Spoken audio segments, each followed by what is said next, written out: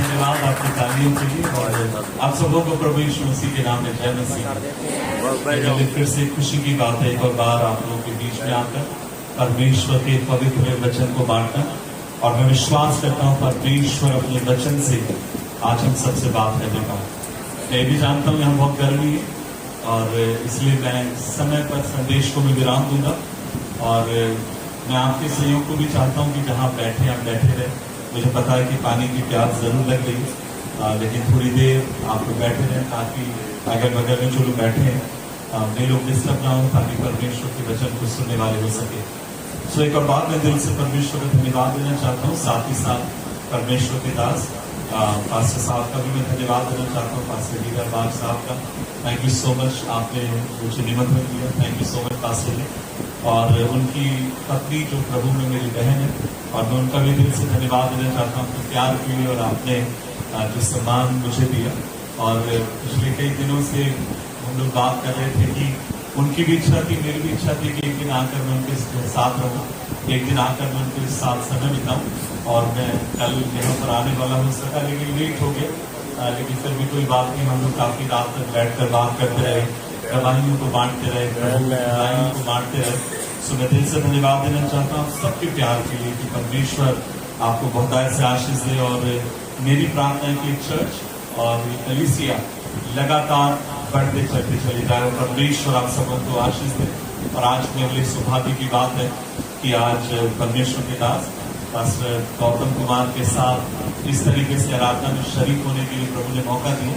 ये दूसरी बार हम लोग इस तरीके से कर रहे हैं, और पास्टर साहब आप बहुत, परमेश्वर ने आपको आशीष दी, और हमारी प्रार्थना है प्रभु आपको और अधिक आशीष दे। साथ ही साथ मुझे बहुत अच्छा लगा उनकी टीम मेंबर्स के साथ जब मैं मुलाकात करने गई, और बहुत ही हलीम लोग हैं, बहुत ही अच्छे लोग हैं। उनके साथ जब आप बात करेंगे तो आपको पता चलेगा कि बहुत ज़्यादा परमेश्वर पर विश्वास करने वाले, प्रभु को मानने वाले हैं। सुभाष भैया और आप सबके लिए दिल से धन्यवाद आपको प्यार के लिए।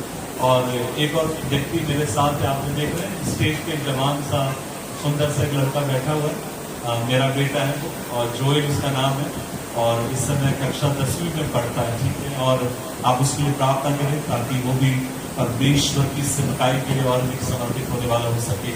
हम सब मिलकर परमेश्वर का धन्यवाद देते हैं इस दिन के। मैं विश्वास करता हूँ आज वो दिन है जब परमेश्वर अपने वचन से हम सबकी जिंदगियों से परमेश्वर बात करने वाला हो सके। यदि आपके पास बाइबल है, आप मेरे साथ निकालें उत्पत्ति की किताब, बुक ऑफ जेनेसिस चैप्टर 22 अध्याय 32। उत्पत्ति की किताब अध्याय 32 और उसकी 6 आयत से लेकर आगे की तरफ मैं पढ़ना चाहूंगा, 6 से लेकर 8 आयत तक। जेनेसिस चैप्टर 32 verse 6 to 8 लिखा है, वे दूत याकूब के पास लौट कर कहने लगे, हम तेरे भाई एसाव के पास गए थे और वहां भी तुझसे भेंट करने को 400 पुरुष संग लिए चला था। तब याकूब बहुत डर गया और संकट में पड़ा, और ये सोचकर अपने साथियों और भेड़ बकरियों और गाय और बैलों के अलग अलग उसने 2 दल कर लिए कि यदि एसाव आकर पहले को मारे तो दूसरा दल बचकर भाग जाएगा। आइए मिलकर प्रार्थना करें। सर्वशक्तिमान परमेश्वर, हम धन्यवाद देते हैं इस दिन के, और आज हम मिलकर तेरी उपस्थिति में आते हैं, और हमारी प्रार्थना है प्रभु जी आज जब हम मिलकर आपके पवित्र वचन को मनन करें, आप हमसे बात करिए, हमारे विश्वास को बढ़ाइए प्रभु जी। आपकी ओर देखने के हमारे नजरिए को बदलिए, ताकि प्रभु आप पर और अधिक हम विश्वास रखें और आपके नाम के लिए जीने वाले। प्रभु जी आपका वचन कहता है, यदि तुम मुझे ऊंचा उठाओगे मैं हर एक को अपनी ओर खींच लूंगा।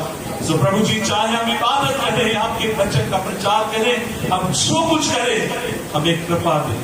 परमेश्वर हमें तौफीक बख्शिए कि हम नाज़रेत के यीशु को ऊंचा उठाने वाले हो सके। आप हम में से हर एक से बात करें। प्रार्थना सुनने के लिए धन्यवाद। यीशु मसीह के नाम से मांगकर सब लोग मिलकर कहेंगे आमीन आमीन आमीन।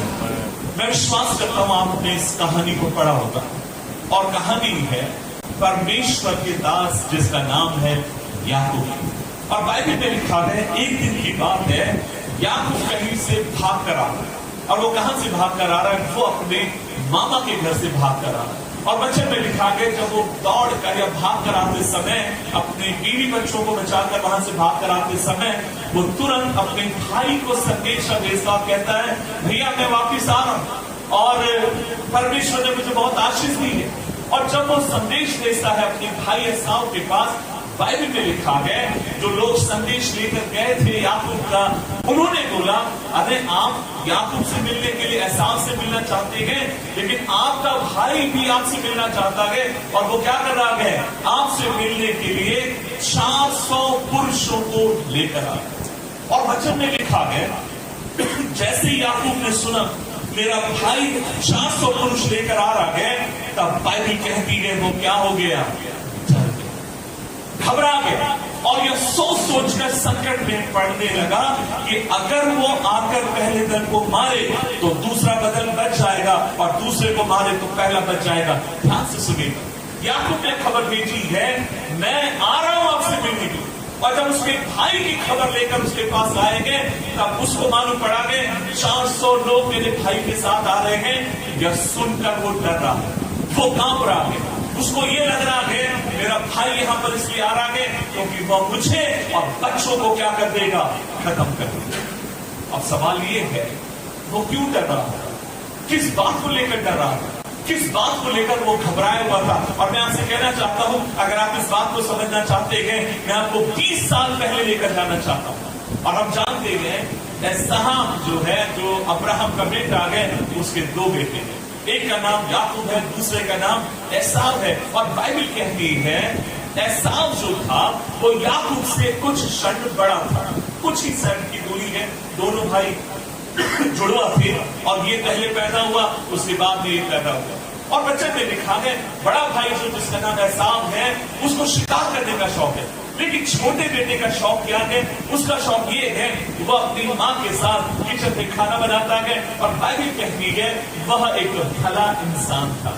और बाइबल कहती है एक दिन की बात है, बड़ा भाई थक कर कहीं से आता है और वो अपने भाई से कहता है तू क्या बना रहा है? छोटा कहता है मैं खाना बना रहा हूँ। और वो कहता है क्या बना रहा है? और वो कहता है दाल बना रहा हूँ। हिंदी में लिखा कहता है वो दाल बना रहा हूँ। और तब बड़ा भाई कहता देख मेरे को भूख लगी है, तो मेरे को खाने के लिए कुछ दे दे। और तब छोटा कहता है अगर तेरे को खाने के लिए चाहिए ना, मैं तब दूंगा जब तू सबके सामने जोर से ये कह देगा अब से लेकर इस घर का बड़ा कौन है? मैं नहीं हूं वरन तू है। और बच्चन में लिखा है बड़ा भाई बहुत भूखा था और वो बोल देता है, बच्चन में लिखा है बड़े भाई ने कह दिया ये अब से ठीक है, तू बड़ा है और मैं छोटा हूं। और आप याद रखिए आज से 4000 साल पहले की बात है, जो घर का बड़ा हुआ करता था उसके विशेष अधिकार है। और वो ये कहता है अब से लेकर तू बड़ा है और मैं कौन हूं? मैं छोटा हूं।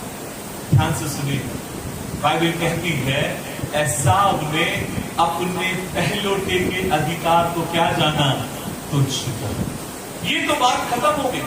कुछ दिन के बाद वचन में लिखा है उसका जो पिता है, मैं माफी चाहूंगा बीच में थोड़ी खांसी आएगी, मैं लगातार यात्राओं में लगातार मीटिंग्स में प्रचार कर रहा हूँ। और खासकर कभी एसी में रहते हैं, कभी गर्मी में रहते हैं, कभी ट्रेन में रहते हैं, कभी हवाई जहाज में, तो मौसम नरम गरम होने के कारण थोड़ा सा कुछ दिन से मुझे खांसी है।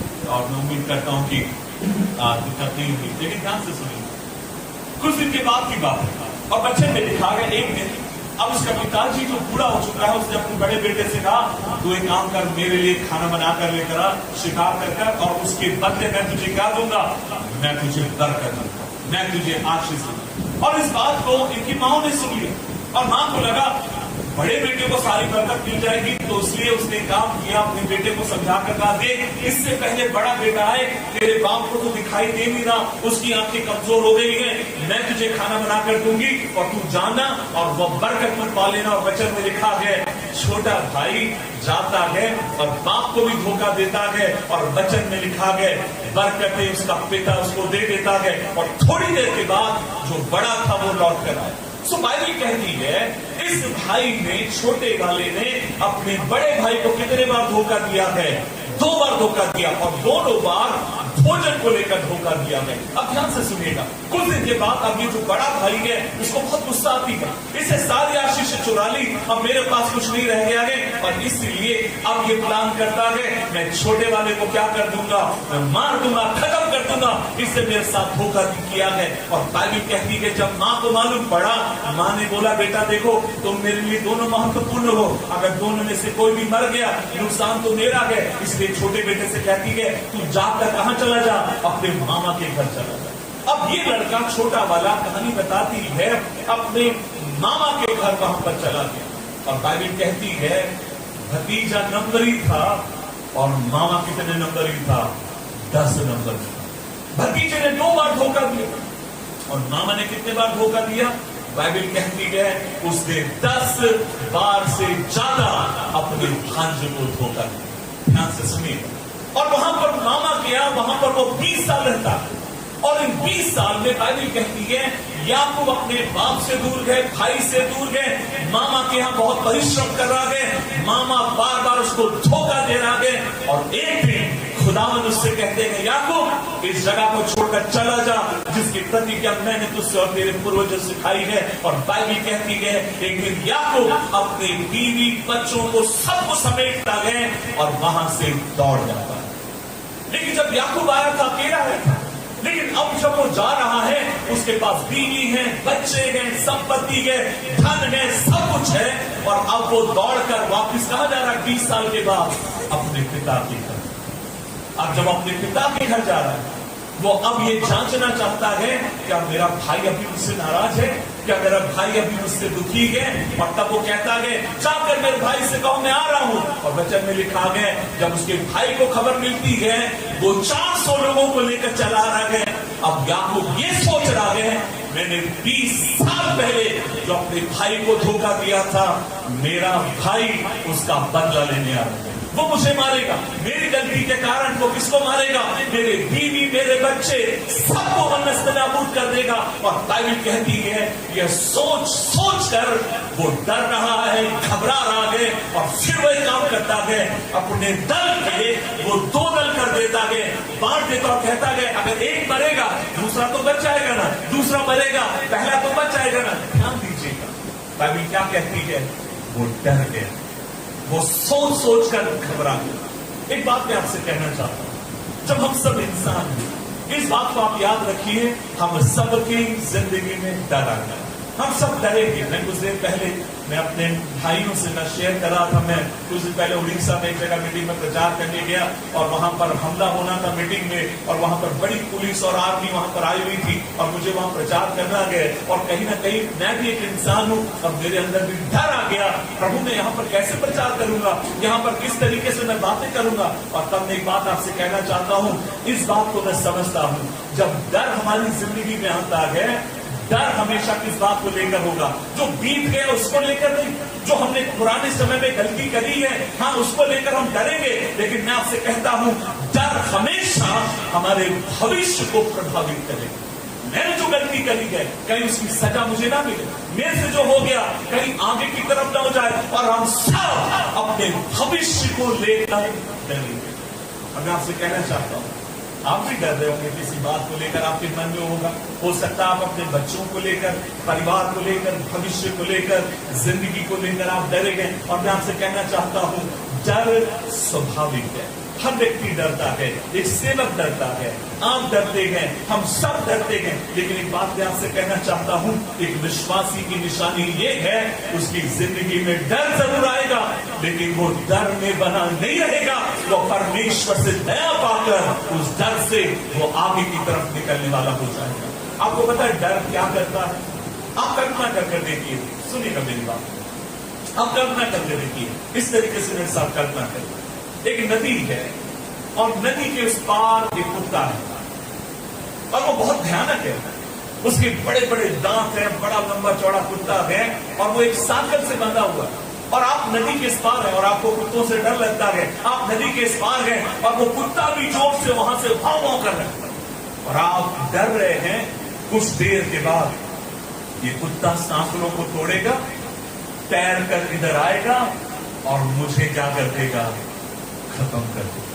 वो अभी तक आया नहीं है, उसने सांकलें तोड़ी नहीं, नदी के पार वो बंधा हुआ है, पेड़ से बंधा हुआ है, रस्सी से बंधा हुआ है, सांकलों से बंधा हुआ है, लेकिन आप इस तरफ से चल रहे हैं और उसको देख कर ये सोच रहे हैं थोड़ी देर के बाद ये आजाद हो जाएगा, थोड़ी देर के बाद ये तैर कर आ जाएगा, थोड़ी देर के बाद ये मुझ पर हमला कर मुझे पूरी तरीके से नाश कर देगा। अभी तक वो छूटा नहीं है, वहीं पर बंधा हुआ है। और मैं आपसे कहना चाहता हूं, डर भी तो यही है, मेरे साथ कुछ बुरा होने वाला, मेरी जिंदगी में कुछ खराब होने वाला, मुझे पता है मेरे साथ कभी कुछ अच्छा हो नहीं सकता, मेरी जिंदगी में हमेशा मेरे साथ बुरा होगा, मुझे पता है कुछ मेरे साथ गलत होने वाला है। और मैं आपसे कहना चाहता हूं, उन बातों को सोच कर हम सब डरते हैं, घबरा जाते हैं। और मैं आपसे कहना चाहता हूं, वचन में लिखा गया याकूब भी डर रहा है, घबरा रहा है। आए मेरा परिवार, मेरे बीवी, मेरे बच्चे, मैंने 20 साल में जो कुछ बनाया सब कुछ खत्म होने वाला है। अब एक बात आपसे कहना चाहता हूं, जो बात याकूब को याकूब बनाती है वो बात ये है, जीवन में डर आया लेकिन वो उस डर में पड़ा नहीं रहा, लेकिन उस डर से वो उठकर खड़ा होकर वो उसके पार जाने वाला हो सकता। एक बात मैं आपसे कहूंगा, हम सब डरेंगे, हम सब घबराएंगे, जैसे मैं आपसे कह रहा हूं, और हम सबके अंदर कहीं ना कहीं डर हमें डराने की कोशिश करेगा, लेकिन एक विश्वासी क्या करेगा, वो डरेगा जरूर, लेकिन उस डर में वो पड़ा नहीं रहेगा, वो वहां से उठकर अपने परमेश्वर से ताकत मांगकर वो आगे की तरफ बढ़ने वाला होगा। याकूब की जिंदगी में डर आया, याकूब की जिंदगी में डर आया। और अगर हम याकूब से पूछे, भाई याकूब, जब आपकी जिंदगी में डर आया आपने क्या किया? और आपको पता है, मैं देखता हूं अध्याय 32 उसकी 9 आयत देखिए। वो अपने घर आता है और घर आने के समय इस बात को सोच रहा है, और वचन में लिखा गया अध्याय 32 उसकी 9 पद में, मैं चाहता हूं अब 13 पद में देखिए, वहां पर लिखा गया उसने उस दिन रात वहीं पर बिताई। तो याकूब सोचकर ये रात हो चुकी है, और बाइबल कहती है इन सब बातों को लेकर जब वो डरा हुआ है, घबराया हुआ है, तब याकूब एक प्रार्थना करता है। और आज इस दोपहर के समय में जल्दी अपने संदेश को विराम देना चाहूंगा, लेकिन मैं आपसे बात करना चाहता हूं, याकूब जब उस प्रार्थना को करता है, किस बात को देखते हैं?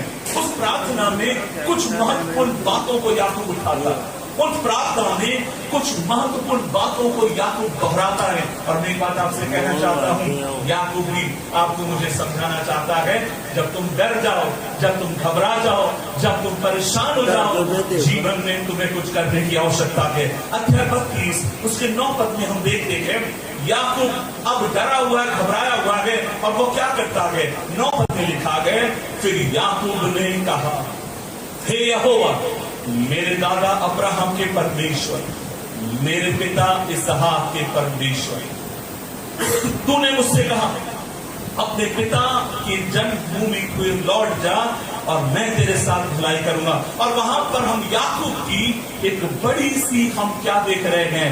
प्रार्थना को हम देख रहे हैं। ये डरा हुआ है, ये घबराया हुआ है, ध्यान से सुनिएगा, ये बहुत डरा हुआ है, और ये रात के समय की बात है। और मैं सोच रहा हूं याकूब इस समय अपने घर में नहीं है, वो अकेले इस स्थान पर खड़ा हुआ है, घर में उसको घेर रखा है, और था वो अपने मुंह को खोलकर जोर से प्रार्थना, और उसने क्या किया?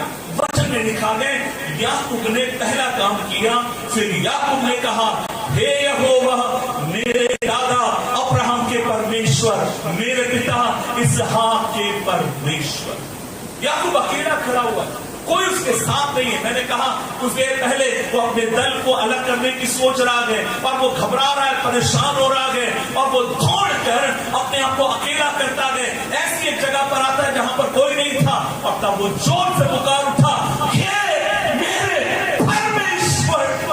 हिंदी में लिखा है उसे पुकार करता, हे मेरे परमेश्वर। हिंदी में लिखा है तब याकूब ने कहा, हिंदी में लिखा है उसने कहा, मैं अंग्रेजी बाइबल पढ़ता हूं, और अंग्रेजी बाइबल में पता क्या लिखा है? He cried out to God। वो पुकारने लगा, वो रोने लगा, वो अपने दिल को उठेल कर जोर से कहता है, हे मेरे परमेश्वर। अब सोच कर देखिए, याकूब जब इस प्रार्थना को कर रहा है, उसके जीवन में क्या छोटा सा संकट है? नहीं, उसकी बीवी, बच्चे सब कुछ मरने वाले हैं, और वो डरा हुआ है, वो घबराया हुआ है। देखिए, हम लोग सुबह से शाम तक लोगों के लिए प्रार्थना करते हैं। कोई ना कोई हर दिन एक मैसेज करेगा, पास्टर जी साढ़े लिए दुआ करो, हमारा बच्चा आईसीयू में, हमारे पति के लिए प्रार्थना करो, हमारे बच्चों के लिए प्रार्थना करो। अब मैं आपसे कहना चाहता हूँ, निश्चय हम उनके लिए प्रार्थना करते हैं, आप भी प्रार्थना करते होंगे, लेकिन आप कल्पना कर देखिए, अगर आपके सामने ऐसा मंजर है जहां पर आपका पूरा परिवार कुछ क्षण के बाद खत्म होने पर है, आप कैसे प्रार्थना करेंगे? क्या मन में प्रार्थना करेंगे? क्या आप शांत रहकर प्रार्थना करेंगे? क्या आप उस समय एक छोटी सी प्रार्थना करेंगे? बिल्कुल नहीं। आप सोचिए, याकूब के अंदर इतना दर्द है, वो परमेश्वर की उपस्थिति में जाकर रोकर कहता है, हे मेरे परमेश्वर, अब्राहम, इसहाक, याकूब के परमेश्वर, मेरी प्रार्थनाओं को सुन। अगर हम याकूब से पूछे कि याकूब, जब तेरे जीवन में डर आया तूने क्या किया?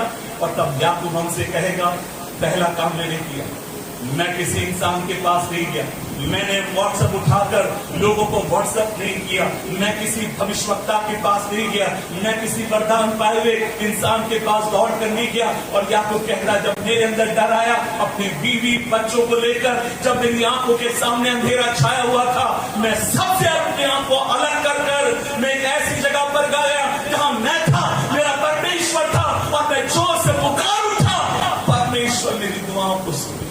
क्या बैठे रहे के विश्वासियों से मैं कहना चाहता हूं, जब जीवन में हमारे ऐसे समय आए, जब जीवन में हमारे ऐसी तकलीफें आए, मैं आपसे कहूंगा, एक सच्चा विश्वासी इंसानों के पीछे भागने से बढ़कर वो अपने परमेश्वर को पुकारना पसंद करता है। वो पुकार उठेगा, वो जगह नहीं देखेगा, वो स्थान नहीं देखेगा, वो पुकार कर कहेगा, हे मेरे परमेश्वर, मेरी प्रार्थनाओं को सुन। आज मैं आपसे कहना चाहता हूं, अपने दिल को हमें परमेश्वर के सामने हमें उधेड़ना आना चाहिए। अपने मनों को, बाइबल कहती है, अपने वस्त्रों को ही मत फाड़ो, लेकिन जब परमेश्वर की उपस्थिति में आओ तो अपने मनों को फाड़ कर उसके सामने आओ और उसको पुकारो। वो तुम्हारी प्रार्थनाओं को सुनकर हाँ और आमीन में जवाब देने वाला परमेश्वर है। याकूब कहता है, जब मेरे अंदर डर आया, जब मेरे अंदर घबराहट आई, जब मेरे अंदर तकलीफ आई, जब मुझे कुछ भी समझ में नहीं आ रहा, मैं दौड़कर अपने परमेश्वर के मैं पास गया। लगभग 14 साल मैं आज पासे जी से भी कह रहा था, मैं 13 से 14 साल मैंने यूपी में रहकर मैंने प्रभु की सेवकाई की। अब मेरे को अभी भी याद है 2011 में और 11-10 की आखिरी में 11 में हमें मालूम पड़ा कि परमेश्वर हमें आशीष के रूप में एक और बच्चा देने जा रहा है। मेरे पास एक बड़ा बेटा था, 2009 में पैदा हुआ था, तब उसके बाद हमें मालूम पड़ा परमेश्वर एक और बच्चा हमें आशीष के रूप में देने जा रहा है। तो मैं याद करता हूँ, एक दिन की बात है, मैं अपनी पत्नी को डॉक्टर के पास ले गया ताकि उसका चेकअप हो, और अल्ट्रासाउंड किया गया, चेकअप किया गया, और तब डॉक्टर ने मेरे से बुलाकर एक बात कही। उन्होंने मेरे से कहा, मिस्टर सागर, एक बात को आप हमेशा याद रखिए, आपका ये जो बच्चा जो पैदा होने वाला है ना, ये बिल्कुल नॉर्मल नहीं होगा, हमें खतरे की घंटी दिखाई दे रही है। मैंने पूछा, डॉक्टर क्या हो गया? और तब उन्होंने कहा, जो बच्चा माँ के पेट में है, जिस नाड़ी से बच्चा जुड़ा रहता है, वो नाड़ी बच्चे के गर्दन में घूमी है और बच्चे के हाथ में घूमी। तो इसका मतलब ये है, ये बच्चा माँ के पेट में से ही सांस ले नहीं पाता। तो याद रखिए, ये बच्चा नॉर्मल नहीं होगा, तकलीफ होगी। और मेरे को याद है, मैं और मेरी पत्नी हम लोग मिलकर प्रभु से प्रार्थना करें। एक शाम के समय मेरी पत्नी मुझे कहती है कि कोई मूवमेंट नहीं हो रहा, मुझे समझ में नहीं आ रहा किस तरीके से, बच्चा भी कोई हलचल नहीं कर रहा। और तब मैं अपनी पत्नी को मोटरसाइकिल पर बैठाकर तुरंत अस्पताल में गया, और तब डॉक्टर ने बोला, देखिए मामला गंभीर है, ऑपरेशन करके बच्चा निकालना हुआ। मैंने कहा, ठीक है डॉक्टर साहब, आप ऑपरेशन कर दीजिए। और तब उन्होंने मेरे से कहा, आप एक काम करिए, ऑपरेशन का खर्चा कम से कम 15,000 रुपये होगा या उससे ज्यादा होगा, आप कम से कम 10,000 रुपये जमा कर दीजिए और बाकी का प्रोसेस हम आगे जारी रखेंगे। मेरे पास लगभग 10-10,500 रुपये थे। मैंने 10,000 रुपये जमा कर दिए और मैं अब इंतजार कर रहा हूँ, प्रार्थना कर रहा हूँ कि परमेश्वर जच्चा बच्चा दोनों सेफ रहे, बच्चा और बच्चे की माँ दोनों सेफ रहे। और थोड़ी देर के बाद डॉक्टर मेरे पास आई और एक पुतला पतला से एक बच्चा हाथ में लेकर आई। मेरे से कहने लगी, बधाई हो, आपको बेटा हुआ। मैं भी बहुत खुश था, मैं भी बहुत खुश था कि परमेश्वर ने सब कुछ नॉर्मल कर दिया। और मैं याद करता हूँ, उस बच्चे को मैं हाथ में लेकर प्रार्थना कर रहा था, मैं परमेश्वर का धन्यवाद दे रहा था और मैं परमेश्वर का धन्यवाद देते हुए प्रार्थना में लगा हुआ था। थोड़ी देर के बाद मैंने देखा जो बच्चा मेरा आ गया, उसका चेहरा धीरे धीरे बदल रहा। और जब बदलने लगा मैं घबरा गया, मैंने कहा इसका चेहरा कैसे बदल रहा है। मैंने तुरंत डॉक्टर को बुलाकर कहा, मैंने कहा डॉक्टर साहब ये बच्चे का चेहरा बदल रहा है, देखिए ना। और जैसे डॉक्टर ने चेहरा देखा, डॉक्टर ने कहा अरे तो नीला पड़ रहा है, इसका मतलब ये है कि सांस ले नहीं पा रहा है, आप तुरंत बच्चे को लेकर जाइए और उसको वेंटिलेटर के ऊपर रखिए। मेरे को समझ में नहीं आ रहा, मैंने कहा डॉक्टर साहब वेंटिलेटर कहाँ मिलेगा। उन्होंने कहा बहुत सारे प्राइवेट हॉस्पिटल है, आप जाइए। मेरे पास अब पैसे बचे नहीं है, लगभग 600-700 रुपए ऊपर बचे होंगे। 10,000 तो मैं जमा कर चुका था और मैं रात में 9-10 बज चुका है। मैं सरकारी अस्पताल में पहुंचा, वहां पर हैलट करके जगह, वहां पहुंचा तब मालूम पड़ा बच्चे के लिए रखने के लिए कोई भी इमरजेंसी वार्ड नहीं है। और वहां की तमाम क्रिश्चियन नर्सें इकट्ठा हुए, उन्होंने कहा पास्टर कोई नहीं पा रहा, आप कहीं और लेकर जाइए। और तब किसी ने मुझे बोला KMC करके एक जगह है, कानपुर मेडिकल सेंटर, आप बच्चे को वहां ले जाइए। रात में 11 बजे वहां पहुंचा और मैं बार बार डॉक्टर को फोन कर रहा हूँ, बच्चा ठीक है ना। डॉक्टर भी फोन कर रही है, जल्दी आइए, ऑक्सीजन बच्चे को लगाना है और बच्चे को वेंटिलेटर पे चढ़ाना, नहीं तो मुश्किल होगा, कुछ और हो जाएगा, चीजें बिगड़ जाएगी। और मैं अकेला था। मैं रात में मेडिकल, जो कानपुर मेडिकल है प्राइवेट हॉस्पिटल सिटी के बीचों बीच में, वहां पर आया। मैंने उनसे कहा मेरा बच्चा ऐसा ऐसा है। उन्होंने कहा देखिए हम एडमिट तो कर लेंगे, लेकिन याद रखिए ना एक दिन का खर्चा कम से कम 15,000। मैंने कहा आप काम करिए, आप कैसे भी उसको एडमिट करिए, खर्चे की आप चिंता मत करिए। मैं गया एम्बुलेंस लेकर और एक प्लेट में ऑक्सीजन के ऊपर रख लगाकर मैं बच्चे को लेकर आया और अस्पताल में मैंने उसको एडमिट किया। और जब वो एडमिट हो गया, अब आप सोचिए एक तरफ मेरी पत्नी एडमिट है, दूसरे तरफ मेरा बेटा एडमिट है और बड़ा परेशान हूं। और मैं वहीं पर बैठा रहा, बेटे के पास बैठा रहा और मैं प्रार्थना कर रहा हूं कि परमेश्वर आप उसको संभालिए, आप उसको संभालिए। और जब मैं मिलने गया अंदर और तब मैं देख रहा हूं कि दुनिया भर की मशीन, उसके नाक वगैरह में मशीन लगी हुई है और डॉक्टर मेरे से कह रहा है कि देखिए हमने इसको मेन वेंटिलेटर पे ना रखिए, हमने इसको सेमी वेंटिलेटर के ऊपर रखा हुआ। मैं घबराया हुआ था और मेरे को अभी भी याद है 3 दिन के बाद मेरे को रिसेप्शन से फोन आया। उन्होंने मेरे से बोला कि आप देखिए 3 दिन हो चुका आपके बच्चे को यहाँ पर एडमिट हुए, आप एक काम करिए 30,000 रुपए 30,000 रुपये आप जमा करिए। मैंने कहा मेरे पास नहीं। उन्होंने बोला आप 30,000 रुपये जमा करिए ताकि बाकी का ट्रीटमेंट किया जाए 3 या 4 दिन के बाद। 4 दिन के बाद 40,000 रुपये। मैंने बोला ठीक है मैं जमा करता हूँ। मेरे को समझ में नहीं आया बाकी के पैसे मैं कहां से लेकर आऊं। 3-4 दिन हो गए मेरे को भी अस्पताल में बैठे हुए, वहीं पर मैं बैठा हूँ। वहीं पर मैं कपड़े भी मैंने अभी बदले नहीं क्योंकि बेटा और कोई था नहीं मेरी वहां मदद करने वाला। और एक दिन 3-4 दिन मैं अपने घर गया जहां पर मैं रहता हूँ ताकि वहां कपड़े बदल सकूं, नहा कर आ सकूं। और मेरे को अभी भी याद है मैं अपने घर गया, नहाता हूँ धोता हूँ। उस समय मेरी माँ भी थी, हम दोनों ने बैठ के थोड़ी देर प्रार्थना की और मैंने कहा माँ मैं अभी जा रहा हूँ, इस समय बच्चे के पास कोई और किसी को बैठा कर आया, मेरे को जाना जरूरी है। मेरी माँ ने बोला ठीक है किशोर चले जाओ। और जब मैं लौट कर अस्पताल की तरफ आ रहा था, मैं मोटरसाइकिल से था, हेलमेट पहना हुआ था। कानपुर में एक जगह है गुमटी नंबर 5 करके एक जगह है और एक गुरुद्वारा उसके सामने की बात है। और मैं वहां पर पहुंचता हूं और जब मैं आगे की तरफ बढ़ रहा था एक आवाज मेरे कान के भीतर आती है और आवाज ये थी तू देख लेना तेरा बेटा मर जाएगा। और वो आवाज मैं डांट रहा हूं, उस आवाज को मैं कह रहा हूं जाओ यीशु के नाम में। और वो आवाज जितना मैं डांट रहा हूं उतनी आवाज तेज होती जा रही है और तब फिर एक और आवाज आती है तू देख लेना तेरा बेटा बिना दवाई के मर जाए। तेरा बेटा मरने वाला है, तेरा बेटा मरने वाला है। और ऐसा लगा जैसे पहले एक आवाज थी, अब सैकड़ों लोग चिल्लाकर कह रहे देख लेना तेरा बेटा मरने वाला है। मैं बहुत डर गया, बहुत। मेरे को अभी भी याद है मैंने अपनी मोटरसाइकिल रोक दी, मेरी आंखों के सामने अंधेरा छाया हुआ है, मैं अपनी मोटरसाइकिल रोक देता हूँ, हेलमेट पहना हुआ था और मैं वहां पर इस तरीके से सीट के ऊपर सर हाथ रखकर बैठ गया, खड़ा रहा और बहुत देर तक मैं रोता।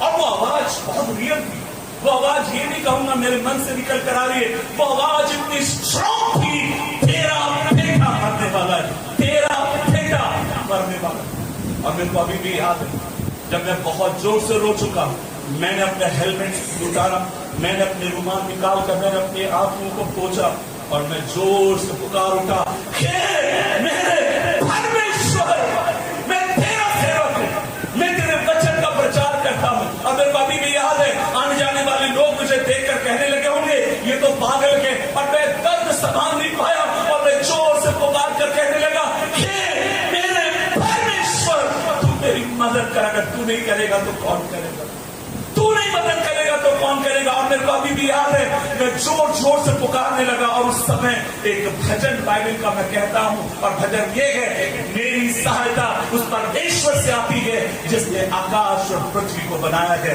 मेरा परमेश्वर महान है, मेरा परमेश्वर मेरे सर को लज्जित होने नहीं देगा। और मेरे को आज भी याद है, वहीं खड़े खड़े मैंने एक बार प्रार्थना करी। मैंने कहा प्रभु, अगर आप चाहते हैं कि आपकी योजना में है मेरा बेटा मर जाए, इस दुनिया से चला जाए, मैंने कहा प्रभु अगर आपकी योजना में है आप उसको ले जाना, मैं एक बार भी नहीं रहूंगा, लेकिन एक शर्त पर, मेरा बेटा अस्पताल में मरना नहीं चाहिए। अगर वो बिना दवाई के मर गया, मैं अपने आप को माफ नहीं कर पाऊंगा। अगर वो बिना दवाई के मर गया, मैं लोगों को क्या प्रचार करूंगा कि मेरा परमेश्वर महान काम करने वाला। मैंने कहा प्रभु अस्पताल में मरना नहीं चाहिए। अगर घर पर अगर जिस दिन वो आ गया उसी दिन अगर वो मर गया, मैं एक वादा करता हूं, एक बूंद आंसू अपने आंखों में आने नहीं। मैं इस प्रार्थना को कर खाना डालते हुए परमेश्वर की आराधना करते हुए मैं अस्पताल में पहुंच गया। 7 दिन के बाद, उस समय तक मैं थोड़ा बहुत पैसा वहां जमा कर चुका था, मेरे ख्याल से 20 से 25 हजार रुपए जमा कर चुका था। और 4 दिन के बाद, आपको याद है 4 दिन के बाद उन्होंने बुलाकर कहा था 40 हजार। अब 7 दिन के बाद मेरे पास फोन आ रहा और कह रहे हैं आपका बेटा ठीक है, आप अस्पताल से उसको लेकर जाइए। लेकिन मैं जानबूझकर जा नहीं रहा, बार बार फोन आ रहा है लेकर जाइए। अब मैं जानबूझ के इसलिए नहीं जा रहा हूं, मेरे पास पैसे नहीं, मैं कैसे उसको डिस्चार्ज कराऊं। और तब मैंने अपनी पत्नी से बोला, मैंने कहा काम करते हैं, तब तक वो भी आ गई थी। मैंने उसका नाम रूथ है, मैंने कहा रूथ एक काम करते हैं, चलो जाकर पता करते हैं कितना रुपए है, और ऐसे तैसे करके हमें बच्चे को तो डिस्चार्ज कराना है ना। और हम दोनों मिलकर वहां पर पहुंचे काउंटर पर, और मेरे को आज भी याद है उस रिसेप्शन पर जाकर मैंने कहा मेरा बेटा यहाँ एडमिट है पिछले 7 दिन से और उसको डिस्चार्ज कराना है, आप बताइए कितना बिल मेरे को देना। और मेरे को अभी भी याद है, उन्होंने कंप्यूटर में जांचा और निकालने के बाद मेरे हाथ में बिल दिया और बोला ये बिल आप पे करिए और अपने बच्चे को लेकर जाइए। जैसे मैंने बिल देखा, मैंने बोला ये मेरा बिल है क्या? उन्होंने बोला आप ही का बिल है। मैंने कहा नहीं, आज से 4 दिन पहले मैं आया था, आपने कहा था 40 हजार, 7 दिन हो गए 70 हजार, ये जो बिल आप दे रहे हैं ये मेरा ही है क्या?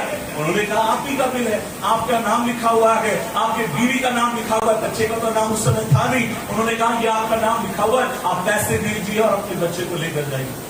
आपको पता कितना रुपया था वहां पर था? उन्होंने मुझसे कहा 25 हजार दे चुके हैं, आपको और 2500 रुपए देने हैं, अपने बच्चे को लेकर जाइए। ये आज तक समझ नहीं पाता, ये आज भी मेरी सोच के परे है। 4 दिन का 40,000, ये आज भी मेरी समझ के परे, ये आज भी मेरी सोच के परे है। 4 दिन का 40,000 तो 7 दिन का 70 होना चाहिए, तो 70,000 28,500 में कैसे बदल गया?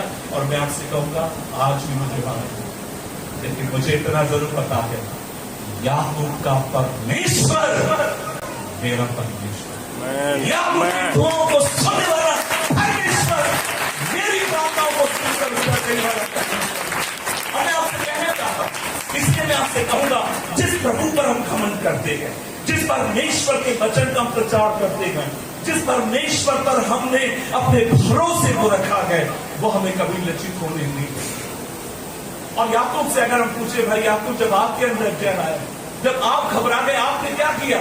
और तब याकूब कहेगा the first thing I did, मैंने जो पहला काम किया था वो ये था, मैं अपने आप को इंसानों से अलग कर सबसे अलग कर मैं परमेश्वर की उपस्थिति में गया और मैंने अपने परमेश्वर को पुकार कर कहा। क्या पुकार कर कहा? मेरे परमेश्वर। एक बात मैं आपसे कहना चाहता हूं, जिस दुनिया में हम रहते हैं, आपके बोझ को हल्का कम करने वाले कम होंगे, लेकिन आपके बोझों को देखकर हंसने वाले ज्यादा होंगे। आपके साथ खड़े रहकर आपको बोलने वाले बहुत होंगे, आप डरिए नहीं, मैं आपका भाई हूं। लेकिन मैं एक बात आपसे कहना चाहता हूं, उनमें से ही कुछ लोग ये भी इंतजार कर रहे होंगे कब मुझे मौका मिले और मैं इसके पीठ में खंजर रखूं।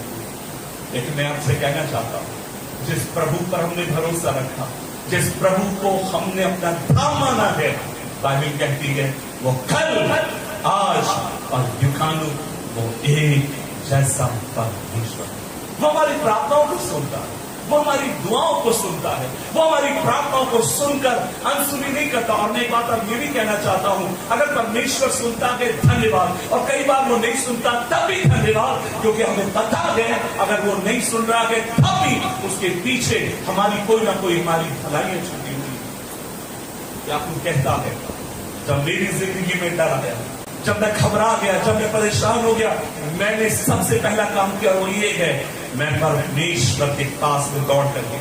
हम देखते हैं उसकी प्रार्थनाओं में उसने एक और काम किया। पता क्या काम किया? वो परमेश्वर के पास दौड़ कर गया और उसने क्या कहा? हे यहोवा, उसने कहा, याकूब ने कहा, हे यहोवा, मेरे दादा अब्राहम के परमेश्वर, मेरे पिता इसहाक के परमेश्वर। और फिर वो कहता है, तूने मुझसे कहा था कि अपने देश, अपनी जन्मभूमि को लौट जा और मैं तेरी भलाई करूंगा। क्या सुनिए, याकूब यहां पर प्रार्थना कर रहा है। पहला काम वो कर रहा है, वो जोर से पुकार कर अपने मन को परमेश्वर के सामने उठेगा। आपको पता उसने दूसरा काम क्या किया?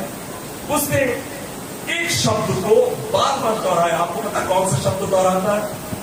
तूने कहा था। आप देखिए वहां पर 9 पद में लिखा गया, तूने मुझसे कहा था। आप देखिए फिर उसके बाद आप उसका 12 पद देखिए, वहां पर 32 के 12 में लिखा गया, तूने तो कहा था कि मैं निश्चय तेरी भलाई करूंगा। आप एक बात लिख पाएंगे याकूब की प्रार्थना में, पहली बात वो अपने आप को घेर रहा है, परमेश्वर से प्रार्थना कर रहा है, और आपको पता दूसरा काम उसने क्या किया? Again and again he is repeating, वो रिपीट कर रहा है। क्या रिपीट कर रहा है? कौन सी बात को बार बार कह रहा है? तूने कहा, प्रभु तूने कहा, प्रभु तूने मुझसे कहा, प्रभु तूने मुझसे कहा तू मेरी भलाई करेगा, तूने मुझसे कहा अपने पिता के घर को छोड़, उस देश को छोड़, पिता के घर को चला जा। आपको पता है दूसरी काम जो याकूब ने किया था वो था, वो बार बार एक शब्द कहता है, तूने कहा, तूने कहा, तूने कहा। इसका मतलब याकूब क्या कहना चाह रहा है? दूसरी जो विशेषता हम देखते हैं, याकूब जो डरा हुआ है, घबराया हुआ है, जब वो प्रार्थना कर रहा है, वो न केवल परमेश्वर को पुकार रहा है, पर दूसरा काम वो करता है, वो परमेश्वर के वचन को उठाकर परमेश्वर से क्या कर रहा है? प्रार्थना। He is using the word of God. वो परमेश्वर के वचन के माने अपनी प्रार्थनाओं को कर रहा है। सुनिएगा, उसके अनुसार वो अपनी प्रार्थनाओं को कर रहा है। एक बात मैं आपसे कहना चाहता हूं, और जो लगातार मैं कहता हूँ, हर जगह मैं कहता हूँ, और मैं आपसे भी कहना चाहता हूँ, आप घंटों प्रार्थना करते हैं, अच्छी बात है, आप अच्छे अच्छे शब्द इस्तेमाल करते हैं, अच्छी बात है, लेकिन एक बात मैं आपसे कहना चाहता हूँ, प्रार्थनाएं वो सुनी जाती हैं जो प्रार्थनाएं आपकी इच्छा के अनुसार नहीं, जो प्रार्थनाएं परमेश्वर की इच्छाओं के अनुसार। प्रभु की इच्छा हमें कहाँ मालूम पड़ती है?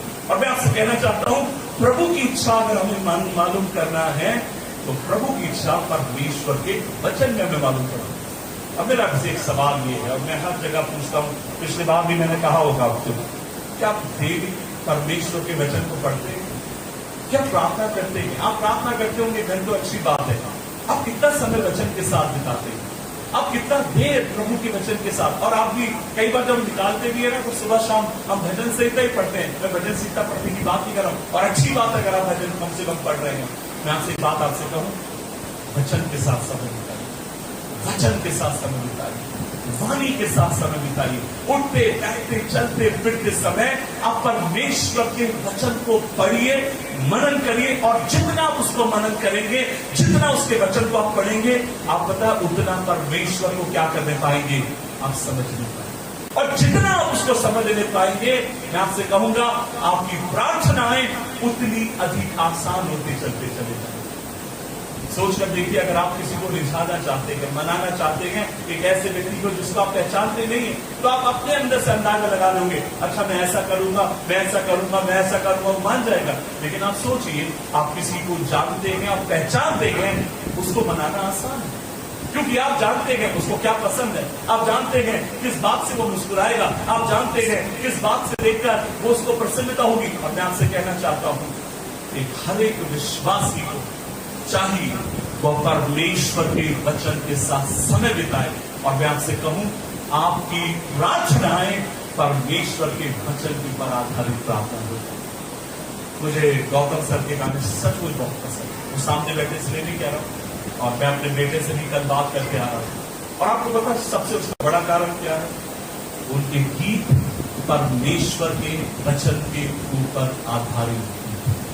कम से कम वो शब्द, अगर आप शब्दों को भी छोड़ें, अगर आप उनके अर्थ को अगर आप समझेंगे तो आप पाएंगे हर चीज का अर्थ क्या है, परमेश्वर के वचन को वो ऊंचा करने की कोशिश कर रहे हैं। और मैं आपसे कहना चाहता हूं, प्रभु के वचन के साथ समय बिताइए, खुदा के वचन के साथ समय बिताइए, उसको जानिए, उसको पहचानिए, उसकी उपस्थिति में आप रहिए। और जितना उसके वचन को जानेंगे ना, उतना लोग आपको कभी भी बुद्धू बनाएंगे।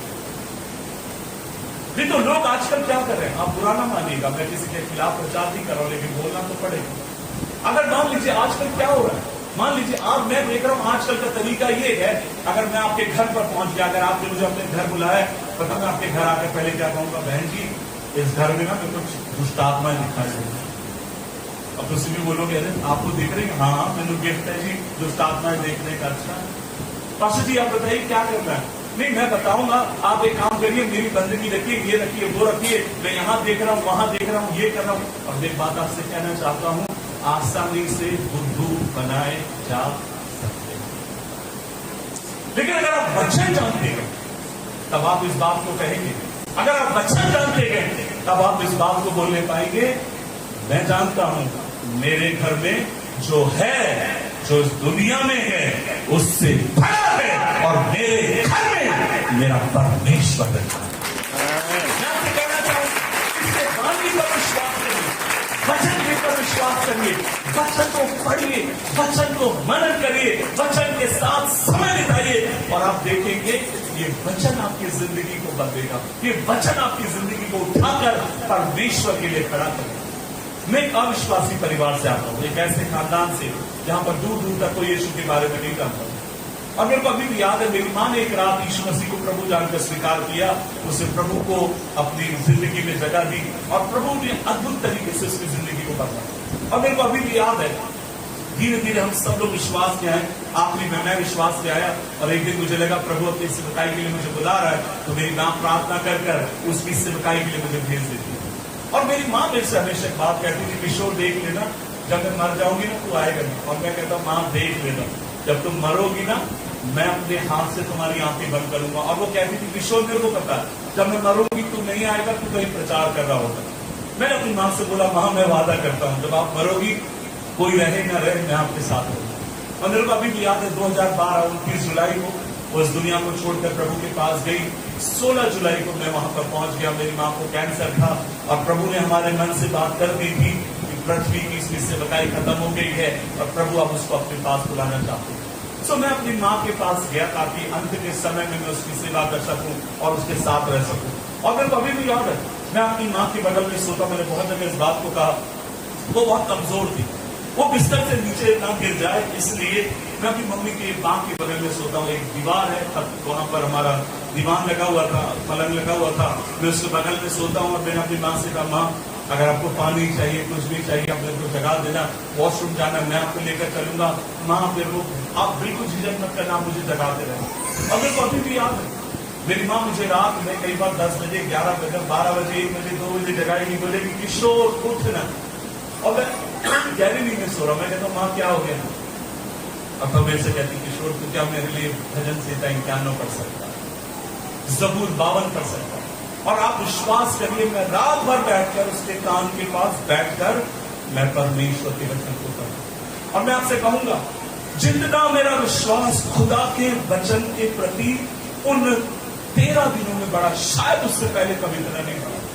और मैं वो बैठा हूं, मैं रात भर उसके लिए बाइबल पढ़ रहा हूं, और जब मैं देख रहा हूं वो धीरे से सो गई है, मैं भी थक गया हूं, और मैं भी सोने के लिए चला गया हूं। और ना जाने कितने बार मैंने देखा, जब मैं सो रहा हूं, मैं देख रहा हूं कुछ हलचल हो रही है, वो उठने की कोशिश कर रही है, और वो अपने पलंग से धीरे से उठकर बैठती है, उसमें ताकत नहीं बैठने की, वो ऐसे तैसे बैठ रही है। और सामने में परमेश्वर का वचन बाइबल रखी हुई है, वो बाइबल लेती है, उसको खोलती है, और उसी के ऊपर पढ़ते पढ़ते वो गिर जाती है। वो पढ़ नहीं पा रही, उसकी आंखें ओझल है, उसका शरीर कमजोर है। और आप विश्वास करिए, कई बार सारी रात मेरी प्रार्थना ये है, मेरा काम ये है, या तो मैं बाइबल उसको पढ़कर सुना रहा हूं, या बाइबल पे से उठाकर मैं उसको लिटा रहा हूं। तो मैंने एक दिन अपनी मां से पूछा, मैंने कहा मां एक बात सच बताऊंगा, मरने से डर लगता था। और तब उसने मुझसे एक बात बोली, किशोर मेरे को मरने से डर नहीं लगता, लेकिन मैंने प्रभु के साथ वादा किया था, मैं प्राण देने तक उसके वचन के साथ विश्वास के रहना चाहूंगा। और किशोर जितना मैं उसके वचन को सुनती हूँ, जितना मैं उसके वचन को पढ़ती हूँ, मौत का डर उतना अधिक मुझे छोड़कर चलता चला जाता। आज एक बात मैं आपसे कहूंगा, आप दुनिया में जब आप न्यूज़पेपर आप देखिए, आप वीडियो देखिए, आप इंस्टाग्राम देखिए, फेसबुक देखिए, जो भी आप देखिए, आज की न्यूज वो न्यूज है जो आपको डरा देंगी। और तब मैं आपसे कहूंगा, जब आपको जितना भी डरा देंगी, आप घबरा जाएंगे। और तब मैं आपसे कहूंगा, आप न्यूज देखने से ज्यादा आप उसके वचन के साथ आप समय बिताइए, क्योंकि वचन आपके विश्वास को उठाकर आपको खड़ा करेगा, आपको मजबूत करेगा, अंदर से आपको स्ट्रांग करेगा। आप विश्वास करिए मेरी बात का, जितना आप प्रार्थना में आत्मिक बनते हैं, उतना ही आप उसके वचन को जब पढ़ते हैं, आप आत्मिकता में बढ़ते हैं। वचन को पढ़िए। आप कहेंगे पास जी मुझे पढ़ना नहीं आता, ऑडियो बाइबल है। आप कहेंगे पास जी मेरे पास ऑडियो बाइबल नहीं है। आप किसी को बुलाइए, बैठिए, बोलिए मुझे मेरे पढ़कर सुनाइए। तब मैं आपसे कहूंगा, जितना आप उसकी वाणी को सुनेंगे, समय बिताएंगे, उतना अधिक परमेश्वर आपके हृदय को बदलेगा, आपके विश्वास को वो बढ़ाकर चला जाएगा। सच कहूं, वचन में ताकत है एक व्यक्ति की जिंदगी को बदलने की। मैं कानपुर में लंबे समय एक चर्च का पास्टर था, मिशन का बाद में लीडर था। बहुत बड़ी चर्च नहीं थी, लगभग 200-250 लोग हैं चर्च की।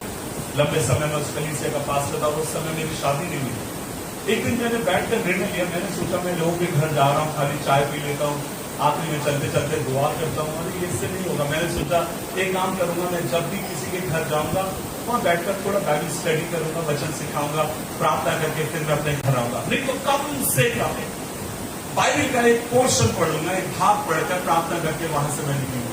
और मेरे को अभी भी याद है, एक शाम के समय की बात है, मैं एक घर में विजिट करने के लिए गया। उस घर की आंटी बड़ी अच्छी विश्वासी थी, उनकी बेटियां थी, 2 बेटी, एक बेटी के पास शादी हुई, दूसरी उनकी बेटी है वो भी वहीं पर थी, 2 बेटे हैं, दोनों परमेश्वर से दूर हैं और अपने तरीके से अपनी जिंदगी जी।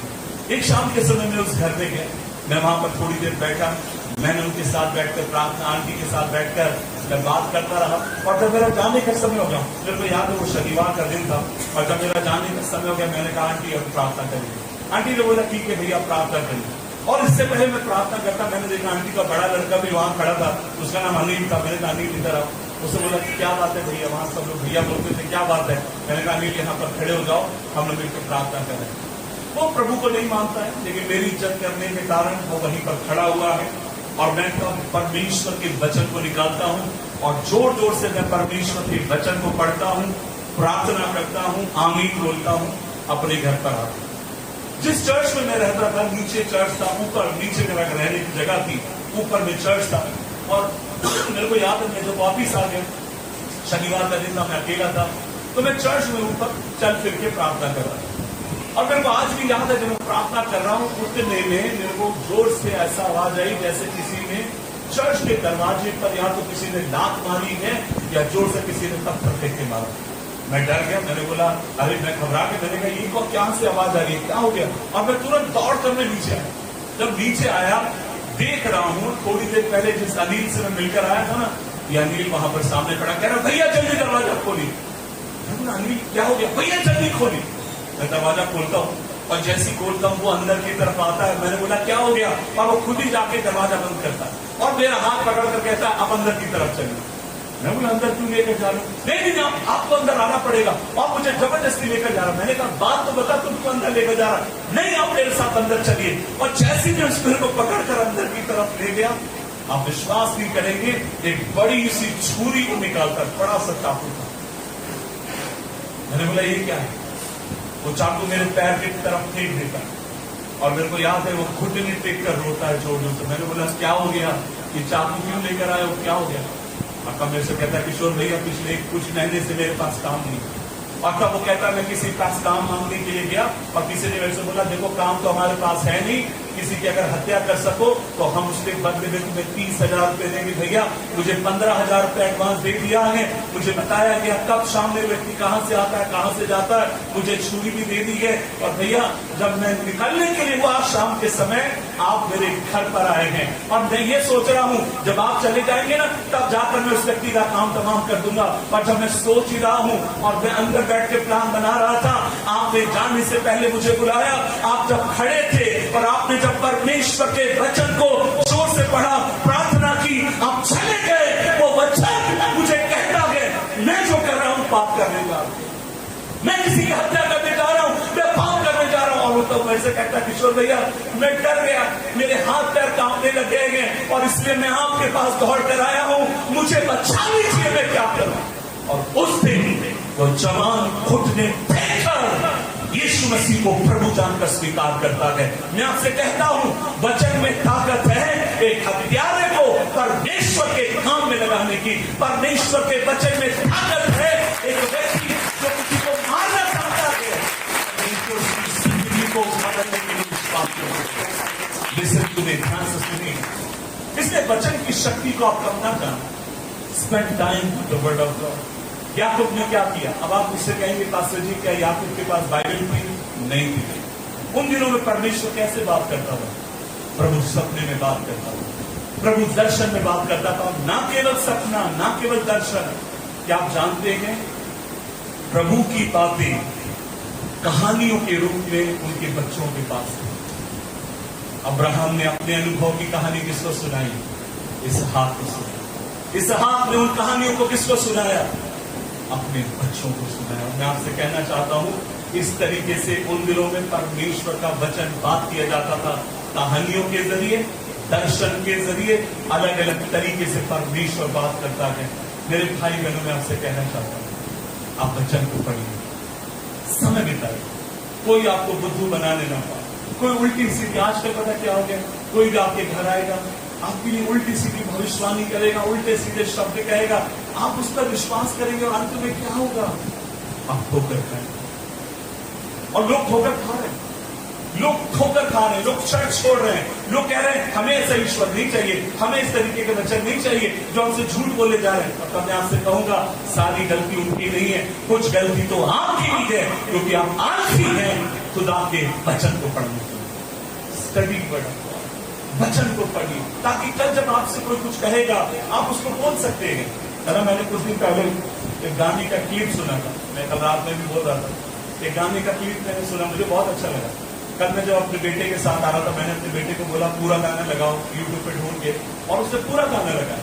और मैं आपसे कहना चाहता हूँ जब मैं इस गाने को सुन रहा हूँ वो गाना मुझे परमेश्वर से ज्यादा केंद्रित पता किस पर लगा? नसीब पर।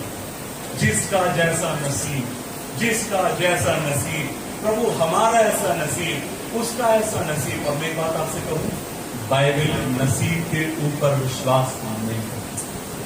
वी डोंट बिलीव इन नसीब। और मैंने अपने बेटे से बोला बेटा उसको बंद कर, दोबारा मैं उसको सुनना नहीं चाहता, हटा दे, बंद कर दे उस गाने को। क्यों? जो कुछ परमेश्वर के वचन के विरोध में है ना हम उसे सुनते हैं, ना हम उसको कहते हैं, ना हम उसको बोलते हैं। तो हमें कैसे पता चलेगा प्रभु के वचन के अगर अगेंस्ट में कुछ है? वचन पढ़िए। मैं आपसे फिर कहना चाहता हूं वचन पढ़िए, प्रार्थना करिए, वचन पढ़िए, प्रार्थना करिए, वचन पढ़िए और ये वचन की जिंदगी को बदलने के लिए विश्वास करिए। याकूब ने क्या किया? मैं परमेश्वर के पास गया। याकूब ने जब डर गया तूने और क्या किया? मैंने परमेश्वर के वचन को स्मरण किया।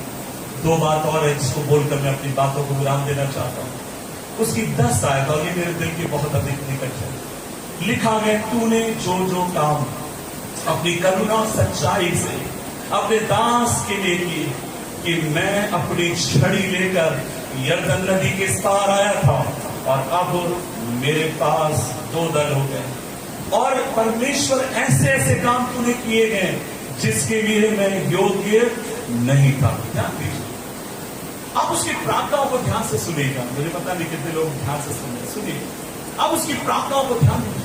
वो पुकार रहा है, दिल खोल कर पुकार रहा है। दूसरी बात, वो वचन का इस्तेमाल कर रहा है। और तीसरा काम पता उसने क्या किया?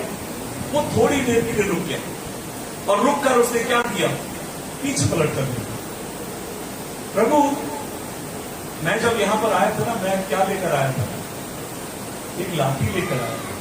जब मैं यरदन नदी पार कर कर आया था, एक लाठी मेरे पास थी, लेकिन परमेश्वर आपने क्या किया है, आज आपने मुझे किसने बदल दिया, दो तरह में बदल।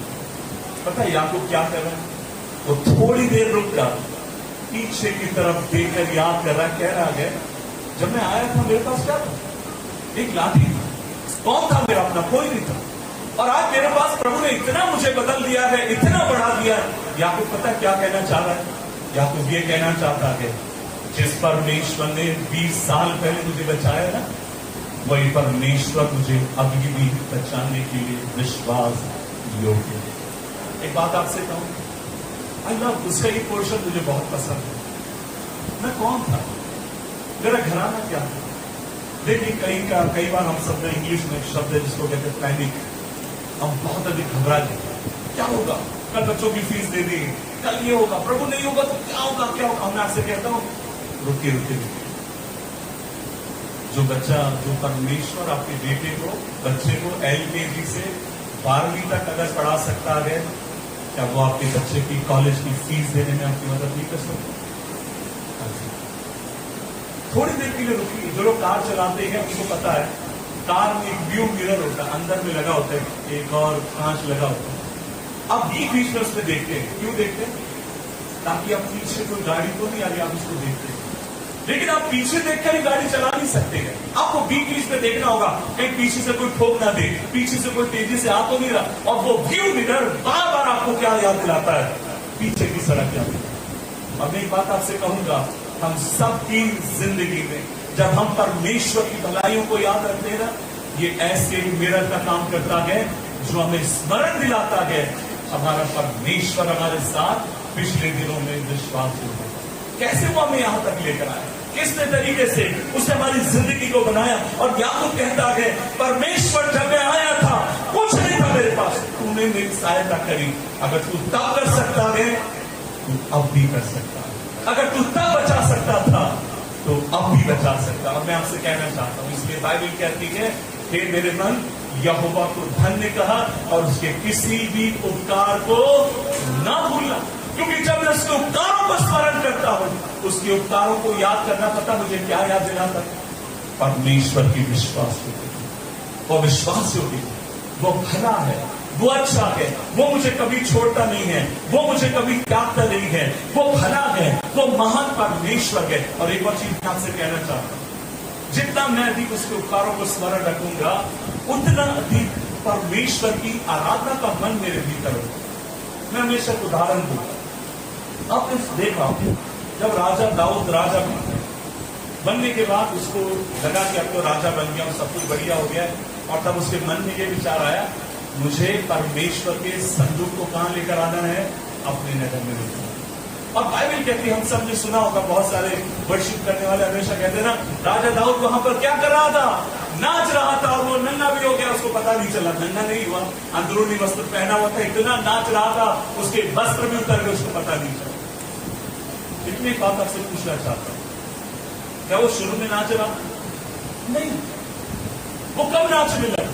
अब सोचिए मैं किस तरीके से करता हूं, जब परमेश्वर के वाचा का संदूक लेकर आया जा रहा है, शुरू में राजा ठीक था, राजा दाऊद है ना, ठीक से चल रहा होगा, आराम से चल रहा होगा, और थोड़ी देर के बाद वो याद करता है मैं कौन था, मेरे पिता का घराना क्या था, मैं तो एक साधारण सा चरवाहा था। जब शामुएल मेरे घर आया, मेरे बाप ने मुझे बुलाया भी नहीं, जब लोग मुझे बुलाते थे, जब लोग मेरे पिता से कहते थे, मेरे पिता ने तो कभी उस गिनती में मुझे लिया भी नहीं कि मैं उसका बेटा हूं। और तब दाऊद चलते चलते स्मरण करने लगा, प्रभु मैं कोई नहीं था, लेकिन आपने मुझ जैसे तुच्छ से एक लड़के को उठाकर खड़ा किया ताकि मैं इतने बड़े काम को करने पाऊं। और मैं आपसे कहता हूं, जितना अधिक वो अपने पुराने दिनों को स्मरण करने लगा, वो अपने आप को परमेश्वर की आराधना करने से रोकना पाया। वो रोक ना पाया परमेश्वर की भक्ति करने से, वो रोक ना पाया हाथ उठाकर परमेश्वर के नाम को ऊंचा करने से, वो रोक ना पाया अंधाधुन होकर वो नाचने से। क्यों? क्योंकि वो स्मरण कर रहा था परमेश्वर उसको कहां से उठाकर लेकर आया। ध्यान दीजिए। और जब वो घर पर आया तब क्या हुआ? बाइबल कहती है उसकी पत्नी ने उसको खिड़की में से क्या किया? झांक कर और अपने मन में कुछ ही रखा। और जब मिलने आई तब उसने उसकी पत्नी ने उसको टॉन्ट मारा, तंज कसा। क्या कहा? आज मैंने देखा इजराइल का राजा क्या कर रहा था, दासियों के सामने नाच रहा था। अरे ऐसे कोई करता है क्या? तब दाऊद क्या कहता है? मैं और भी अधिक करूंगा, मैं इससे और अधिक नीचे जाऊंगा, मैं इससे और भी अधिक ऐसा करूंगा। क्यों? क्योंकि मैं चरवाहा था, मेरे परमेश्वर ने मुझे कौन बना दिया। मैं चाहता हूं ध्यान से सुनिए। उसकी पत्नी ने जब दाऊद को खिड़की में से झांक कर देखा, वचन में लिखा गया उसकी पत्नी ने दाऊद को क्या जाना? मन में तुच्छ जाना। क्यों तुच्छ जाना? पता? इस समय तू कौन है? इस समय तुम एक राजा। आपको पता है जब आप आराधना में आते हैं दो चीज लड़ती हैं आपस में। एक है मैं कौन था और दूसरा है इस समय तू कौन है। ध्यान से सुनिए। एक है मैं कौन था, और जो इस बात को स्मरण रखता है मैं कौन था, वो ना ताली बजाने से अपने आप को रोक सकता है या उसकी इबादत करने से अपने आप को रोक सकता है। लेकिन जो ये फोकस करता है इस समय तू कौन है, मैं आपसे कहूंगा वो व्यक्ति कभी परमेश्वर की आराधना कर नहीं सकता। क्योंकि इस समय तू एक डॉक्टर होगा, इस समय तू एक इंजीनियर होगा, इस समय तेरे पास बड़ा मकान होगा, इस समय तू एक फेमस इंसान होगा, तो आपका मेरा अहम इस समय तू कौन है और तू कौन था, ये दोनों आपस में लड़ाई लड़े। और मैं आपसे कहता हूं जो ये याद रखता है ना मैं कौन था, वो हमेशा दीन और नम्र बना रहेगा। लेकिन जिसके दिमाग में ये चढ़ गया इस समय तू कौन है, ना वो दीन बनेगा ना वो परमेश्वर की आराधना करेगा। आपने देखा, मैं लंबे समय प्रभु की सेवकाई में हूं, मैंने देखा है जितने बड़ा एक आदमी होगा ना, जितनी बड़ी पोस्ट में होगा, डॉक्टर होगा, इंजीनियर होगा, पैसे वाला होगा, करोड़पति होगा, आप मजाल है वो ताली बजाता और हिल जाए वहां से। क्यों नहीं हिल रहा? लेकिन वहीं पर एक अनपढ़ सा एक आदमी, गांव का एक साधारण सा व्यक्ति, महिला नाच रहे, कूद रहे, चिल्ला रहे, और वो खड़ा होकर उनको देख रहा। अच्छा अनपढ़ हो ना इसलिए नाच रहे हो। पता वो अनपढ़ है इसलिए नहीं नाच रहा, वो इसलिए नाच रहा है क्योंकि वो जानता है मुझ जैसे साधारण से व्यक्ति को परमेश्वर ने चुनकर उठाकर खड़ा कर दिया, उसकी कैसे मैं आराधना कर सकता हूं? क्यों ना उसकी आराधना करूं और छोड़ क्यों ना उसकी इबादत करूं और अधिक में उसकी आराधना अपनी जिंदगी से क्यों ना कर पाऊं? लेकिन जो ये सोचकर बैठा है तू कौन है, मैं आपसे कहता हूं वो न्याय करने के अलावा, वो जज करने के अलावा, वो तंज कसने के अलावा, वो लोगों पर उंगली उठाने के अलावा और वो कुछ नहीं कर सकते। इसलिए मैं आपसे कहूंगा जब आप खुदा की इबादत में आए, आप कौन हैं वो हमेशा उसको दरवाजे के बाहर छोड़कर आइए, और जब आप अंदर आते हैं इस बात को स्मरण रखकर आइए मैं कौन था और मेरे परमेश्वर ने मुझे कहां से उठाकर मेरा परमेश्वर मुझे कहां पर लेकर आया। कौन था कौन है, ये हमेशा आपस में युद्ध करेंगे। आखिरी बात बोलकर मैं अपनी वाणी को विराम देना चाहता हूं। उसी 11 पद में लिखा है, मेरी विनती सुनकर मुझको मेरे भाई एसाव से बचा, मैं तो उससे डरता हूं कहीं ऐसा ना हो वो मुझे आकर बच्चे समेत लड़कों को मार डाले। उसके 12 पद में तूने कहा था कि निश्चय मैं तेरी भलाई करूंगा और समुद्र के वंश को, समुद्र की तेरे वंश को समुद्र की बालू की कीटों के समान बहुत करूंगा, जो बहुतायत के मारे गिने नहीं जा सकते। और 13 पद में लिखा गया उस दिन उसने वहीं पर रात बिताई।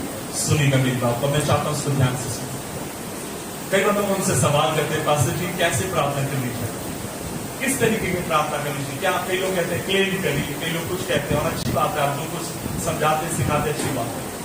लेकिन एक बात मैं आपसे कहूं, अगर आपको सचमुच सीखना है प्रार्थना कैसे करते हैं, आप परमेश्वर के दासों को देखिए बाइबल में कैसे उन्होंने प्रार्थना करी, डर में कैसे प्रार्थना करी, धन्यवाद देते समय कैसे प्रार्थना करी, अकेले कैसे प्रार्थना करी, आग की अवस्था में कैसे प्रार्थना करी। एक बात मैंने इन सब में बराबर पाई और वो ये है, ध्यान से सुनिए। अब देखिए याकूब ने जब शुरुआत करी थी कैसे शुरू करी, हे मेरे परमेश्वर तू मेरी प्रार्थना को सुन। रो रहा था, चिल्ला रहा था, गिड़गिड़ा रहा था। लेकिन जब उसने प्रार्थना खत्म करी, पता कैसे खत्म करी? उसने प्रार्थना इस तरीके से खत्म करी, मुझे बता गए, वहां पर वो कहता है, परमेश्वर तूने मुझसे कहा था कि तू मेरी भलाई करेगा, मेरे वंश को बढ़ाएगा, बहुतायत के मारे गिने नहीं जा सकते। सुनिएगा, आया था, रो रहा था। किसके लिए रो रहा है? बीवी बच्चों के लिए रो रहा है। सब कुछ खत्म होने वाला है, प्रभु मारने वाले हैं। लेकिन जब खत्म कर रहा है प्रार्थना, जैसे उसने शुरू करी थी वैसे नहीं करी। उसने कैसे पता खत्म करी? विश्वास के साथ। मुझे बता गए, प्रभु तूने कहा समुद्र की बालू की किंतों के समान, आकाश की तारों के समान मेरे बच्चे होंगे।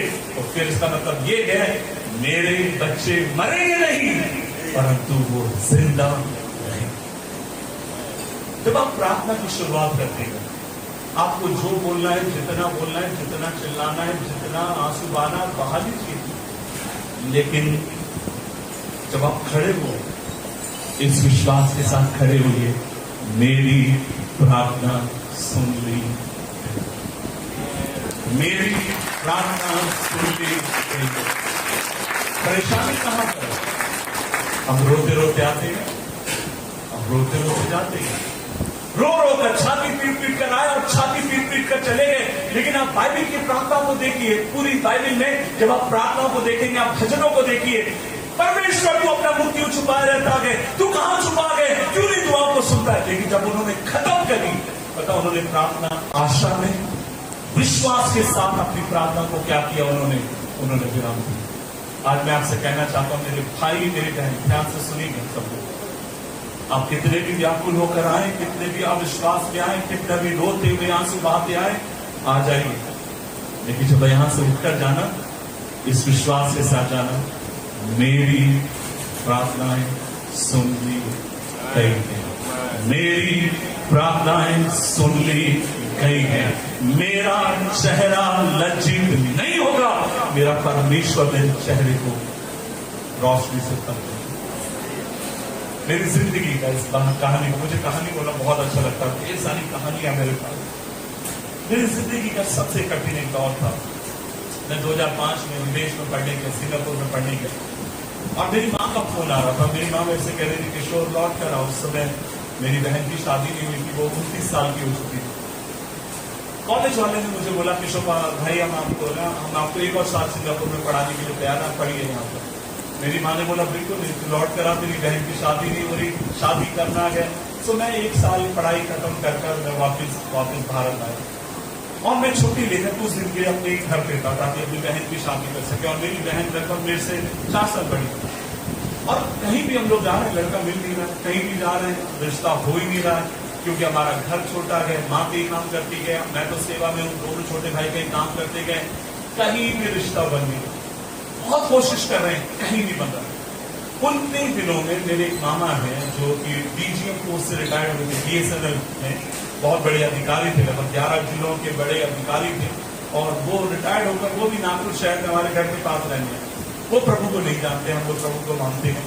और मेरे को याद है जब हम सब ढूंढ रहे हैं, उनकी भी एक लड़की है जो मेरी बहन के समकालीन है, मेरी बहन से 1-2 महीने ही बड़ी होगी, वो भी, उसका नाम जया है, वो भी ढूंढ रहे हैं, हम लोग भी ढूंढ रहे हैं, कहीं नहीं मिल रहा है। एक दिन की बात है, हमें खबर मिली, मेरे मामा जी को बेटी के लिए एक अच्छा रिश्ता आ गया, ग्वालियर करके शहर MP में, वहां से आया लड़का, भोपाल यूनिवर्सिटी में रहकर पढ़ाता, भोपाल में पढ़ाता है, अच्छा पोस्ट पर है। सो मालूम पड़ा रिश्ता पक्का हो। सो मेरी माँ ने बोला किशोर एक काम करते हैं, चलो मामा जी को हम बधाई लेकर आते हैं, उनका रिश्ता पक्का हो गया। सो मैं और मेरी माँ हम लोग मिलकर जाते हैं। मेरे मामा का घर लगभग वहां से कोई 10 या 15 मिनट की दूरी पर था पैदल। तो मैं अपनी माँ को, हम लोग मिलकर मुस्कुराते हुए हम लोग गए अपने मामा के घर में, लोग बैठे, और बैठने के बाद मैंने अपनी मामा से कहा, मैंने कहा बधाई हो, आपकी बेटी के लिए रिश्ता मिल गया मामा जी, और अच्छा सुना है कि लड़का बड़ा कमाता है, ठीक ठाक है, सब कुछ है।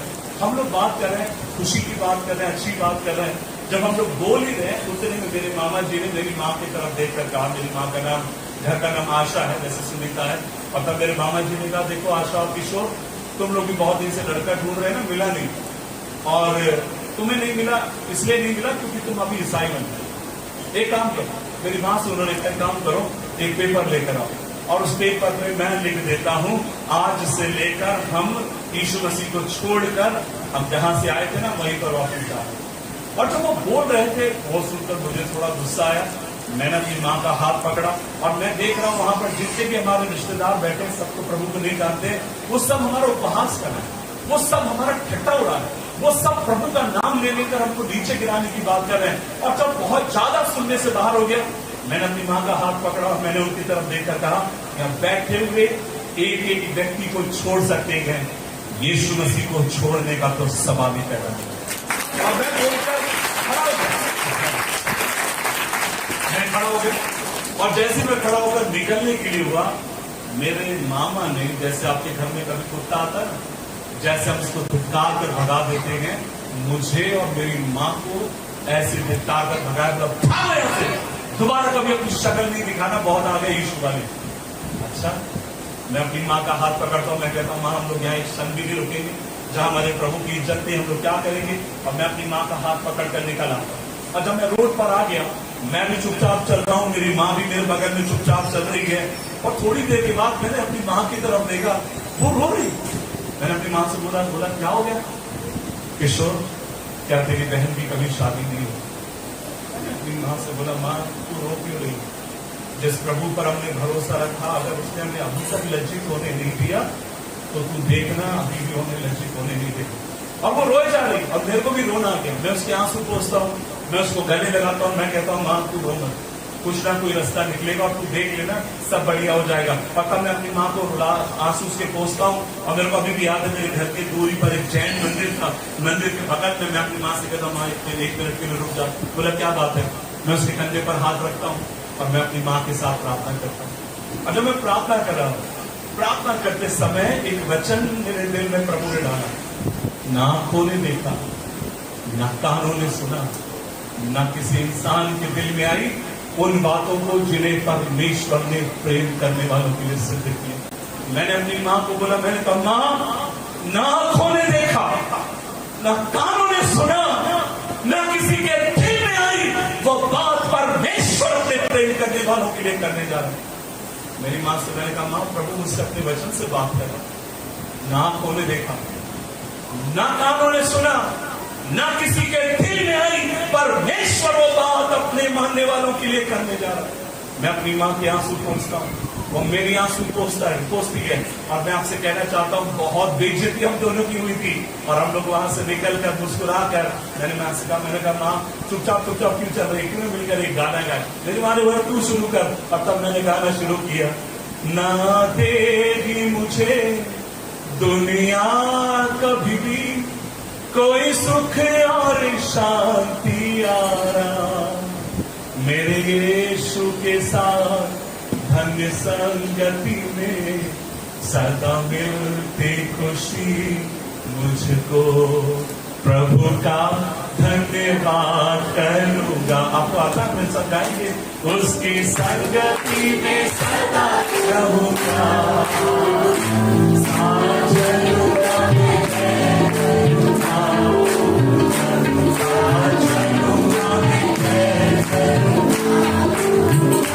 प्रभु का धन्यवाद करूंगा, मेरी आयु के दिन पग पग में सदा तेरी सेवा को पूरी करूंगा, मेरी आयु के दिन पग पग में सदा तेरी सेवा को पूरी करूंगा,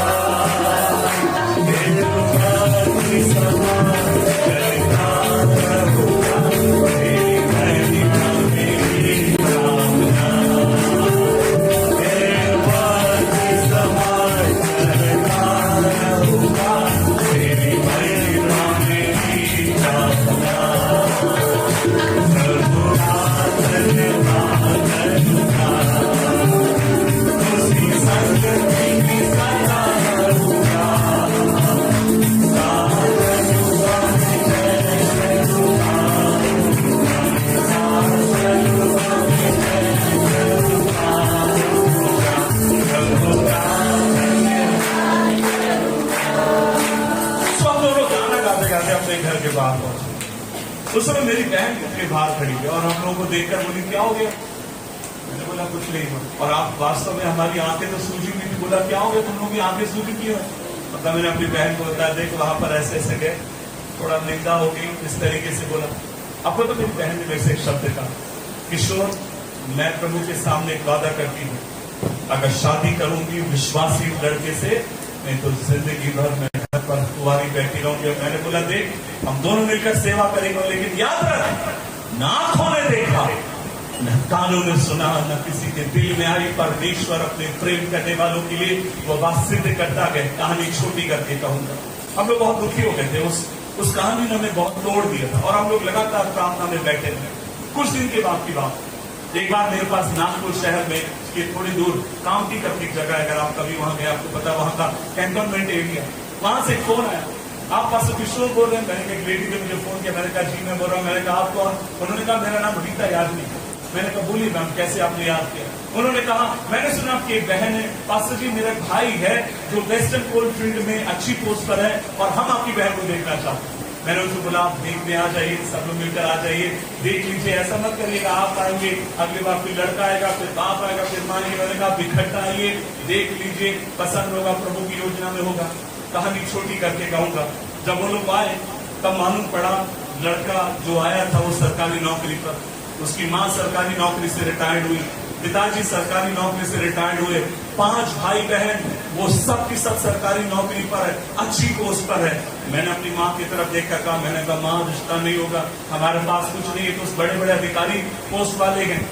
ऐसे तैसे बात हुई, कहानी छोटी करके कहूँ, उन्होंने कहा हमें लड़की पसंद है और शाम के समय उन्होंने हमें जवाब दिया हमें लड़की पसंद है, एंगेजमेंट करेंगे। तब लड़के ने मेरे को फोन करके कहा देखो किशोर शादी करूंगा सब कुछ ठीक है, लेकिन मैंने प्रभु के सामने एक वाचा बांधी है, मैं दहेज में 1 रुपए भी नहीं दूंगा। दहेज में 1 रुपए नहीं दूंगा। मैंने ऊपर से मैंने कहा नहीं, आप दहेज में 1 रुपए भी नहीं देंगे, ऐसा थोड़ी होगा। लेकिन मन में तो मैं खुश था, मैंने मन में पता क्या कहा था, चेहरे से बोला नहीं नहीं एक ही बहन है जो करा। उन्होंने कहा नहीं, मैंने खुदा के सामने वाचा बांधी, शादी हो गई होने वाली है। मैंने फर्नीचर का कुछ ऑर्डर दिया, मैंने कहा बहन को, मैंने माँ से कहा माँ बहन छोड़ेगी नहीं, जो हम पे कर सकते करना चाहिए। हमने बहुत सारा ऑर्डर दिया। लड़के ने फोन करके कहा किशोर अभी भी रिश्ता में तोड़ सकता हूँ, एक ही शर्त, 1 रुपए भी दहेज में नहीं लूंगा। मैंने यीशु मसीह के साथ वाचा बांधी। हमारे यहाँ शादी हुई, हम उनको दहेज में विश्वास नहीं करेंगे। मेरी बहन को कपड़े पहन कर गई और एक बैग में जो लेकर गई, उसके अलावा हम लड़के ने हमसे कुछ भी नहीं लिया। मैंने अपनी माँ से बोला माँ हमने फर्नीचर का मैंने अपनी माँ से कहा जो फर्नीचर का ऑर्डर दिया था जो पैसे बचे ना, काम करते हैं, हम लड़के के रिसेप्शन में जा रहे हैं, वहां दे देंगे। हम लोग वहां गए, लड़की को हमने वहां पर हमारी शादी के बाद उनके घर में प्रोग्राम था, हम लोग वहां गए और रिसेप्शन में हमने अच्छा खासा रकम था। मैंने बोला ये हमारी तरफ से।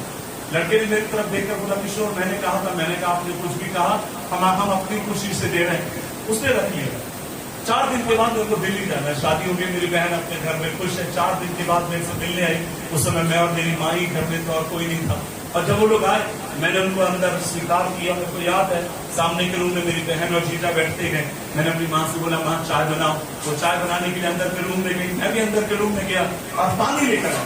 और जब मैं पानी लेकर आता हूँ मैं देखता हूँ टेबल के ऊपर वही पैसे रखे हुए जो दहेज में हम उसको दिए थे। उसने मुझे बोला किशोर मैंने प्रभु के साथ वाचा बांधी है, मैं 1 रुपया भी दहेज में नहीं लूंगा। मैंने बोला नहीं आपको लेना होगा। उन्होंने कहा किशोर 1 रुपया भी नहीं लूंगा। मैं उनको पानी पिलाता हूँ, मैं वो पैसे लेकर अंदर गया। मेरी माँ चाय बना रही थी। मैंने बोला माँ जीजा मान लीजिए, माँ ये पैसे माँ क्या करे। माँ ने बोला किशोर को चाय लेकर, मैं चाय लेकर गया, थोड़ी देर के बाद चाय की कप लेकर अंदर के रूम में आया। अब मैं देख रहा हूँ मेरी माँ घर के कोने में खड़े होकर रो रही। मैं उसके पास गया, मैंने बोला माँ क्यों रो रही है, क्या हो गया? और उसने मेरे से कहा किशोर आंखों ने देखा, किसी के दिल में आई, किसी ने दहेज का पैसा वापिस कर दिया। क्या आपने कभी सुना है किसी ने दहेज का पैसा वापिस कर दिया? अगर नहीं सुना तो घर में हुआ है जहां पर प्रभु ने कहा था ना आंखों ने देखा ना कानों ने सुना ना किसी के दिल में आई, परमेश्वर वो काम करने जा रहा है। और यहाँ बैठे हुए एक वचन ना केवल मेरे लिए है, ये आपके लिए भी है। प्रभु ने इसका, प्रभु का वचन से कहता है। याकूब डरा हुआ था, याकूब घबराया हुआ था। अगर हम याकूब से कहेंगे तूने कैसे उस पर जय पाई, और तब याकूब कहेगा मैंने 4 काम किए, मैं प्रभु के पास गया, मैंने उसके वचन को स्मरण किया, मैंने पीछे पलटकर उसके उपकारों को याद किया, और अंत में मैंने विश्वास किया परमेश्वर मेरी जिंदगी को बदल सकता है। एक बात बोलकर अपने बात को विराम करना चाहूंगा। क्या आपको पता है वचन में लिखा उसने वो रात वहीं पर बिताई।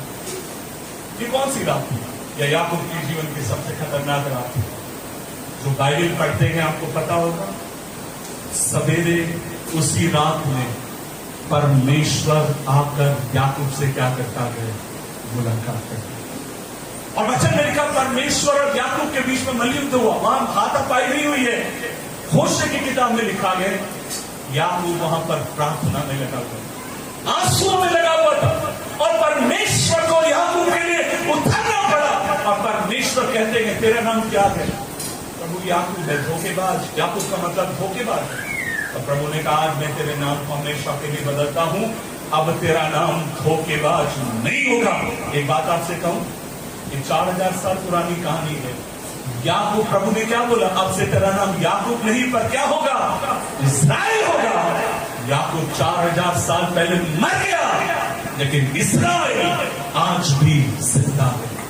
मैं आपसे कहना चाहूंगा, डर क्या था?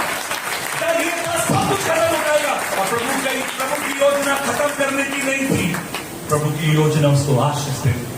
और आज आपसे कहना चाहता हूं, आपको लग रहा है खत्म हो गया, आपको लग रहा है सब तबाह हो गया, प्रभु कहते वो तेरी योजना है, लेकिन मेरी योजना है, मैं तुझे बढ़ाना चाहता हूं, मैं तुझे आशीष देना चाहता हूं। आइए मिलकर अपनी आंखों को बंद करो, परमेश्वर से प्रार्थना करो। मैं अंत में प्रार्थना कर परमेश्वर के दास के हाथ में देना चाहता हूं। लेकिन एक बात मैं आपसे कहना चाहता हूं कि आप डरे हैं, घबराए, डरिए मत, घबराइए मत। उसके पास दौड़ कर जाइए, उसको पुकारिए, उसके वचन को ले लीजिए। जब आप प्रभु के लिए खड़े होंगे आपको तकलीफ होगी, बेइज्जती होना होगा, आंसू से होकर जाना होगा, अपमान से होकर जाना पड़ेगा। कई बार कुत्तों के समान धिक्कार कर लोग भगा देंगे, कई बार अपमानित किए जाओगे, लेकिन प्रभु में बने रहो, विश्वास योग्य रहो।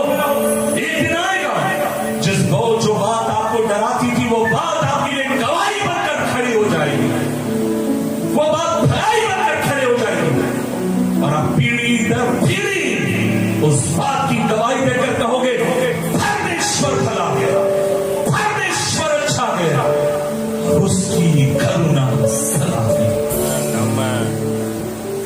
परमेश्वर भला, परमेश्वर अच्छा है। क्यों ना हम सब मिलकर अपने पांव के बल खड़े हो जाए। मैं आपके लिए प्रार्थना करना चाहता हूं, प्रार्थना करके मैं परमेश्वर के दास के हाथ में देना चाहता हूं। क्या कोई डर आपको डरा रहा है, कोई तकलीफ, कोई बात आपको डरा रही है? मेरे भाई मेरी बहन, क्यों ना मिलकर अपने हाथों को स्वर्ग की तरफ बढ़ाएं। अभी के परमेश्वर की उपस्थिति में कौन सी चीज डरा रही? याकूब को डर था बीवी बच्चों का सब खत्म हो जाएंगे प्रभु, याकूब तू सोच रहा है सब खत्म हो जाएंगे, लेकिन परमेश्वर सोच रहा है युगानों की सब बने रहेंगे, हमेशा के लिए बने रहेंगे। प्रभु मेरी नौकरी, मेरे बच्चा, मेरा भविष्य, प्रभु कहते डर मत, मैं तेरे भविष्य को बनाने वाला हूं। अगर मैं दाऊद को जंगल में से उठाकर राजा बना सकता हूं, तो मैं तेरे मुकद्दर को भी, मैं तेरी जिंदगी को भी, तेरे भविष्य को भी बदल सकता हूं।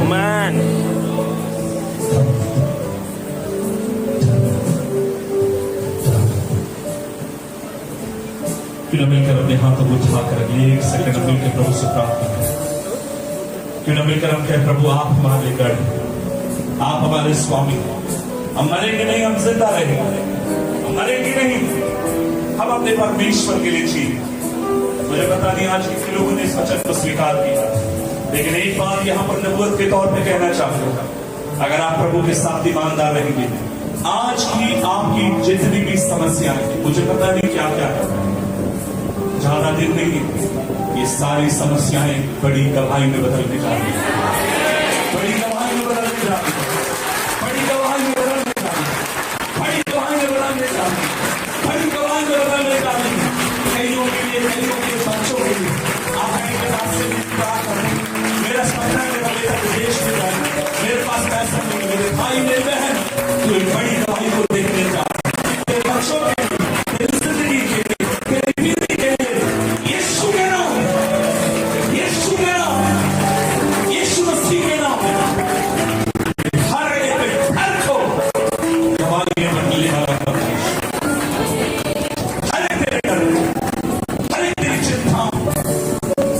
बड़ी कमाई में परमेश्वर बदल दीजिए। अपने हाथों में उठाए, मैं आपके लिए प्रार्थना करना चाहता हूं। सर्वशक्तिमान परमेश्वर, हम धन्यवाद देते हैं इस दिन के, आपके भक्त याकूब के, उसकी जिंदगी के।